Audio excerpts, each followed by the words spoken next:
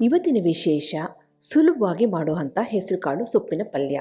ಈ ಪಲ್ಯನ ಯಾವುದೇ ರೀತಿಯ ರೊಟ್ಟಿ ಜೊತೆ ತಿನ್ಬೋದು. ಅಕ್ಕಿ ರೊಟ್ಟಿ, ರಾಗಿ ರೊಟ್ಟಿ, ಜೋಳದ ರೊಟ್ಟಿ, ಹಾಗೆಯೇ ಚಪಾತಿ ಜೊತೆನೂ ಅದ್ಭುತವಾಗಿರುತ್ತೆ. ಇದನ್ನು ಹದವಾಗಿ ರುಚಿಯಾಗಿ ಮಾಡೋದು ಹೇಗೆ ಅಂತ ನೋಡೋಣ. ನಾನು ಆಶಾ, ನಿಮಗೆಲ್ಲರಿಗೂ ಅಡುಗೆ ಸಾಧನಕ್ಕೆ ಸ್ವಾಗತ.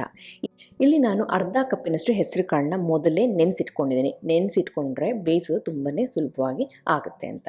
ಈಗ ನೆನೆಸಿರೋಂಥ ಹೆಸರು ಕಾಳನ್ನ, ಅರ್ಧ ಕಪ್ಪಿನಷ್ಟು ಹೆಸರು ಕಾಳನ್ನ ಕುಕ್ಕರಿಗೆ ಹಾಕಿ ಆ ಹೆಸರು ಕಾಳು ಮುಳುಗುವಷ್ಟು ಮಾತ್ರ ನೀರನ್ನ ಸೇರಿಸ್ತಾ ಇದ್ದೀನಿ. ಜಾಸ್ತಿ ನೀರು ಹಾಕೋ ಅವಶ್ಯಕತೆ ಇಲ್ಲ. ಹಾಗೆಯೇ ಕಾಳಿಗೆ ರುಚಿಗೆ ತಕ್ಕಷ್ಟು ಉಪ್ಪನ್ನು ಈಗ ಹಾಕಿಬಿಟ್ಟು ಕುಕ್ಕರ್ ಮುಚ್ಚಳ ಮುಚ್ಚಿ, ಆಗಲೇ ಹೆಸರು ಕಾಳನ್ನ ನೆನೆಸಿರೋದ್ರಿಂದ ಒಂದು ವಿಸಲ್ ಮೀಡಿಯಮ್ ಫ್ಲೇಮಲ್ಲಿ ಇಟ್ಟರೆ ಕರೆಕ್ಟಾಗಿರುತ್ತೆ. ಈಗ ಒಂದು ವಿಸಲ್ ಆದಮೇಲೆ ಆವಿಯೆಲ್ಲ ನ್ಯಾಚುರಲ್ ಆಗಿ ಹೋದ್ಮೇಲೆ ಕುಕ್ಕರ್ ಮುಚ್ಚಳ ತೆಗೆದ್ರೆ ಹೆಸರು ಕಾಳು ಈ ರೀತಿ ಪರ್ಫೆಕ್ಟಾಗಿ ಬೆಂದಿರುತ್ತೆ. ನೋಡಿ, ಉದುದ್ರಾಗಿರುತ್ತೆ. ಹೆಸರು ಕಾಳು ಉದುದ್ರಾಗಿರಬೇಕು, ಗುಂಡಾಗಿರಬೇಕು, ತೀರಾ ಮ್ಯಾಶ್ ಆಗಿರಬಾರ್ದು. ಈಗ ಪರ್ಫೆಕ್ಟಾಗಿ ಬೆಂದಿದೆ. ಈ ರೀತಿ ಕರೆಕ್ಟಾಗಿ ಬೇಯಿಸ್ಕೊಂಡ್ರೆ ಕಾಳಿನ ಪಲ್ಯ ತುಂಬಾ ರುಚಿಯಾಗಿ ಬರುತ್ತೆ. ಹಾಗಾಗಿ ಕಾಳನ್ನು ಮೊದಲೇ ನೆನೆಸಿಟ್ಕೊಳ್ಳಿ. ಆಮೇಲೆ ಕಾಳು ಮುಳುಗುವಷ್ಟು ನೀರನ್ನ ಹಾಕಿ ಒಂದು ವಿಸಲ್ ಮೀಡಿಯಮ್ ಫ್ಲೇಮಲ್ಲಿ ಕೂಗಿಸಿದ್ರೆ ಪರ್ಫೆಕ್ಟಾಗಿ ಇರುತ್ತೆ. ಈಗ ಸೈಡಿಗೆ ಇಟ್ಕೊಳ್ಳೋಣ. ಈ ಕಾಳಿನ ಪಲ್ಯಕ್ಕೆ ಒಂದು ಸಿಂಪಲ್ಲಾಗಿ ಮಸಾಲೆ ರುಬ್ಬಬೇಕಾಗುತ್ತೆ. ಅದಕ್ಕೋಸ್ಕರ 1 ಟೀ ಸ್ಪೂನಷ್ಟು ಜೀರಿಗೆ, ಖಾರಕ್ಕೆ 2 ಹಸಿಮೆಣಸಿನ್ಕಾಯಿ, ಒಂದು 10 ಬೆಳ್ಳುಳ್ಳಿ, 1 ಕೈಯಷ್ಟು ಕೊತ್ತಂಬರಿ ಎಲೆ, ಹಾಗೆಯೇ ಒಂದು 5 ರಿಂದ 6 ಕರಿಬೇವಿನ ಎಲೆನ ಹಾಕಿಬಿಟ್ಟು ಮಿಕ್ಸಿನಲ್ಲಿ ನೀರು ಹಾಕದೇ ಈ ರೀತಿ ತರ್ತರೆಯಾಗಿ ರುಬ್ಬಿ ರೆಡಿ ಮಾಡ್ಕೊಂಡಿದ್ದೀನಿ. ಈಗ ಸಿಂಪಲ್ ಆಗಿರೋಂಥ ಮಸಾಲೆ ರೆಡಿಯಾಗಿದೆ. ಇದನ್ನು ಸಹ ಸೈಡಿಗೆ ಇಡೋಣ. ಇವತ್ತಿನ ಈ ಕಾಳಿನ ಪಲ್ಯನ ಅಗಾರೋ ಅವರ ಟ್ರೈಪ್ಲೈ ಓಕ್ನಲ್ಲಿ ಮಾಡ್ತಾಯಿದ್ದೀನಿ. 24 ಇಂಚಸ್ ಓಕು. ಈಗ ಮೊದಲು ನಾವು ಏನು ಮಾಡ್ಕೋಬೇಕಾಗುತ್ತೆ ಅಂದರೆ, ಇದಕ್ಕೆ 1 ಟೇಬಲ್ ಸ್ಪೂನಷ್ಟು ಎಣ್ಣೆನ ಸೇರಿಸ್ತಾ ಇದ್ದೀನಿ. ಎಣ್ಣೆ ಸೇರಿಸಾದ್ಮೇಲೆ ಇದಕ್ಕೆ 1 ಟೀ ಸ್ಪೂನಷ್ಟು ಸಾಸಿವೆ, 1 ಟೀ ಸ್ಪೂನಷ್ಟು ಉದ್ದಿನ ಬೇಳೆನ ಹಾಕ್ಕೊಳ್ತಾ ಇದ್ದೀನಿ. ಸಾಸಿವೆ ಚೆನ್ನಾಗಿ ಸಿಡಿಬೇಕು. ಉದ್ದಿನ ಬೇಳೆ ಲೈಟಾಗಿ ಕಲರ್ ಚೇಂಜ್ ಆಗಿದೆ ಅಂದಾಗ ಸ್ವಲ್ಪ ಕರಿಬೇವಿನ ಹಾಕಿ ಇಲ್ಲಿ ನಾನು ಒಗ್ಗರಣೆ ರೆಡಿ ಮಾಡ್ಕೊಂಡಿದ್ದೀನಿ. ಆಮೇಲೆ ಒಂದು ಈರುಳ್ಳಿನ, ಮೀಡಿಯಮ್ ಸೈಜ್ ಈರುಳ್ಳಿನ ಸಣ್ಣದಾಗಿ ಕಟ್ ಮಾಡಿಕೊಂಡು ಅದನ್ನು ಸಹ ಇಲ್ಲಿ ಎಣ್ಣೆಯಲ್ಲಿ ಬಾಡಿಸ್ಕೊಳ್ತಾ ಇದ್ದೀನಿ. ಈರುಳ್ಳಿ ಕಲರು ಲೈಟಾಗಿ ಚೇಂಜ್ ಆಗಿದೆ ಅಂದಾಗ ಅದಕ್ಕೆ ಸ್ವಲ್ಪ ಉಪ್ಪಿನ ಪುಡಿನ ಸೇರಿಸ್ತಾ ಇದ್ದೀನಿ. ಏನಕ್ಕೆ ಅಂತಂದರೆ, ಈ ಈರುಳ್ಳಿನ ಹುರಿಬೇಕಾದ್ರೆ ಉಪ್ಪನ್ನು ಹಾಕಿದರೆ ಈರುಳ್ಳಿನಲ್ಲಿ ಉಪ್ಪಿನಂಶ ಇಳ್ಕೊಂಡು ಪಲ್ಯ ತಿನ್ನಬೇಕಾದ್ರೆ ರುಚಿಯಾಗಿ ಬರುತ್ತೆ ಅಂತ.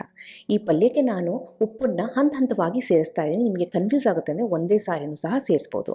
ಈರುಳ್ಳಿನ ಬಾಡಿಸಾಗಿದೆ ಅಂದಾಗ ನಾವು ಮೊದಲೇ ರುಬ್ಬಿಟ್ಕೊಂಡಿವಲ್ಲ, ಹಸಿ ಖಾರ, ಕೊತ್ತಂಬರಿ ಎಲೆ, ಹಾಗೆಯೇ ಕರಿಬೇವಿನ ಎಲೆ, ಜೀರಿಗೆ, ಹಸಿಮೆಣಸಿನ್ಕಾಯಿ ಎಲ್ಲ ಹಾಕ್ಕೊಂಡು, ಬೆಳ್ಳುಳ್ಳಿ ಎಲ್ಲ ಹಾಕ್ಕೊಂಡು ರುಬ್ಕೊಂಡಿದ್ದ ಆ ಮಸಾಲೆನ ಹಾಕಿ ಸ್ವಲ್ಪ ಹೊತ್ತು ಬಾಡಿಸ್ಕೊಳ್ತಾ ಇದ್ದೀನಿ ಲೋ ಫ್ಲೇಮಲ್ಲಿ. ಆ ಮಸಾಲೆ ಬಾಡಿದೆ ಅಂದಾಗ ಇಲ್ಲಿ ಅರ್ಧ ಕಪ್ಪಿನಷ್ಟು ಸಬ್ಸಿಗೆ ಸೊಪ್ಪನ್ನು ಸಣ್ಣದಾಗಿ ಕಟ್ ಮಾಡಿಕೊಂಡು ಸೇರಿಸ್ಕೊಳ್ತಾ ಇದ್ದೀನಿ. ಸಬ್ಸಿಗೆ ಸೊಪ್ಪು ಹೆಸರುಕಾಳು ಪಲ್ಯ ಒಳ್ಳೆ ಎಕ್ಸಲೆಂಟ್ ಟೇಸ್ಟ್ ಕೊಡುತ್ತೆ. ಸಬ್ಸಿಗೆ ಸೊಪ್ಪಿಲ್ಲ ಅಂದರೆ ನೀವು ಮೆಂತ್ಯ ಸೊಪ್ಪನ್ನು ಸೇರಿಸ್ಬೋದು, ಪಾಲಕ್ ಸೊಪ್ಪನ್ನು ಸೇರಿಸ್ಬೋದು.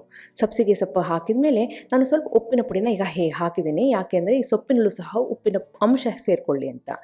ಹಂತವಾಗಿ ಹಾಕೋದ್ರಿಂದ ರುಚಿ ಚೆನ್ನಾಗಿ ಬರುತ್ತೆ. ಹಾಗಾಗಿ ನಿಮಗೆ ಕನ್ಫ್ಯೂಸ್ ಆಗುತ್ತೆ, ಉಪ್ಪನ್ನು ಹಂತವಾಗಿ ಹಾಕೋದು ಕನ್ಫ್ಯೂಸ್ ಆಗುತ್ತೆ ಅಂದರೆ ಒಂದೇ ಸಾರಿನೂ ಹಾಕ್ಬೋದು, ಪ್ರಾಬ್ಲಮ್ ಏನಿಲ್ಲ. ಈಗ ಸೊಪ್ಪು ಚೆನ್ನಾಗಿ ಬಾಡಬೇಕು. ಸೊಪ್ಪು ಈ ರೀತಿ ಬಾಡಿಸಿನೇ ಚೆನ್ನಾಗಿ ಸಾಫ್ಟ್ ಆಗಿಬಿಟ್ಟು ಬೆಂದುಬಿಡಬೇಕು.